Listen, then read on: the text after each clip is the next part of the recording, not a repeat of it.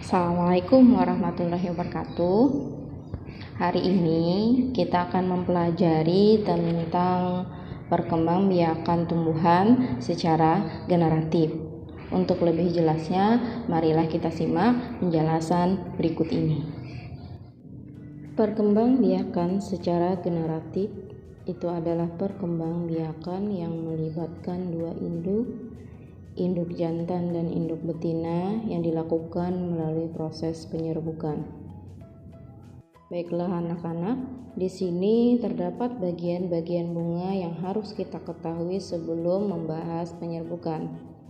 Ini adalah tangkai bunga, ini adalah dasar bunga, ini adalah kelopak bunga, ini adalah kepala putik, ini adalah tangkai putik yang mana putik ini berperan sebagai alat perkembangbiakan betina. Ini adalah benang sari yang berperan sebagai perkembangbiakan jantan. Ini adalah bakal buah dan ini adalah mahkota bunga. Selanjutnya kita akan mempelajari perantara penyerbukan dan proses penyerbukannya. Yang pertama, penyerbukan bunga oleh angin. Padi merupakan tumbuhan yang serbuk sarinya mudah terbawa angin, maka seringkali proses penyerbukannya dibantu oleh angin. Nah, ini adalah padi yang belum memiliki buah, yaitu masih memiliki benang sari. Ketika angin berhembus melewati benang sari, maka serbuk sarinya terhempas dan serbuk sarinya jatuh ke putik. Serbuk sari yang telah jatuh di putik akan turun ke ovarium. Setelah itu beberapa waktu ke depan benang sari dan penutupnya akan rontok lalu tumbuhlah buah padi. Nah, itulah proses penyerbukan pada padi oleh angin.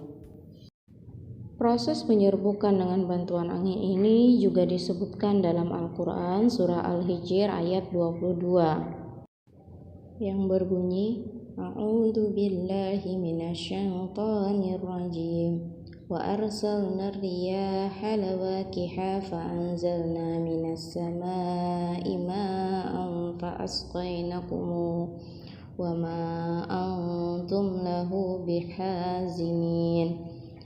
Artinya, dan kami telah meniupkan angin untuk mengawinkan tumbuh-tumbuhan dan kami turunkan hujan dari langit.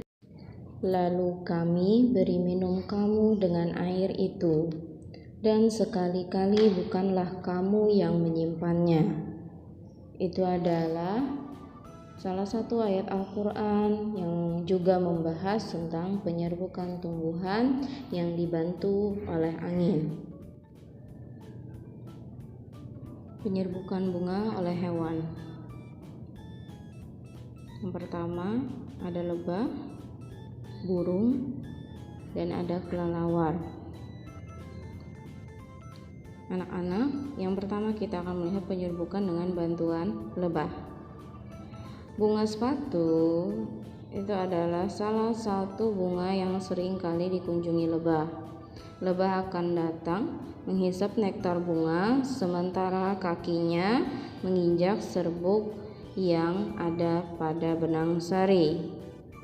Lebih sering berpindah-pindah posisi untuk mencari nektar sehingga kakinya yang telah menginjak serbuk sari akan mengenai putik bunga. Lalu serbuk sari akan terserap ke dalam hingga akhirnya serbuk sari akan bertemu dengan bakal buah. Selanjutnya bakal buah akan berubah menjadi biji. Setelah itu mahkota dan benang sari akan rontok dan tumbuhlah buahnya. Oh iya anak-anak, penyerbukan oleh serangga tidak hanya dilakukan oleh lebah loh, tapi bisa juga dengan kumbang, dengan kupu-kupu, dan juga semut. Oke anak-anak, sekarang kita akan melihat penyerbukan bunga oleh kelelawar. Salah satu bunga yang penyerbukannya bisa dibantu oleh kelelawar adalah bunga durian. Sama seperti serangga, kelelawar memakan nektar yang ada pada bunga. Anak-anak, ketika kelelawar menggerogoti bunga untuk mencari dan mengkonsumsi nektar, serbuk sarinya berhamburan. Maka serbuk-serbuk itu akan mengenai putik dan serbuk sari pun turun hingga ke bakal buah. Beberapa waktu kemudian, mahkota dan benang sari pun rontok, buah durian pun akan tumbuh. Saat ini kita akan melihat penyerbukan yang dibantu oleh burung. Pada penyerbukan oleh burung, kita akan ambil contoh bunga dadak. Burung-burung kecil seringkali melakukan penyerbukan bunga. Contohnya adalah burung kolibri. Sama seperti jenis hewan lain, kolibri pun mengkonsumsi nektar dari bunga. Saat mengkonsumsi, serbuk sari terhambur dan ada serbuk sari yang turun ke putik. Lalu serbuk sari terserap sampai ke bakal buah. Beberapa waktu kemudian, mahkota dan serbuk sari rontok dan tumbuhlah buah. Baiklah anak-anak, sekarang kita akan melihat penyerbukan dibantu oleh manusia.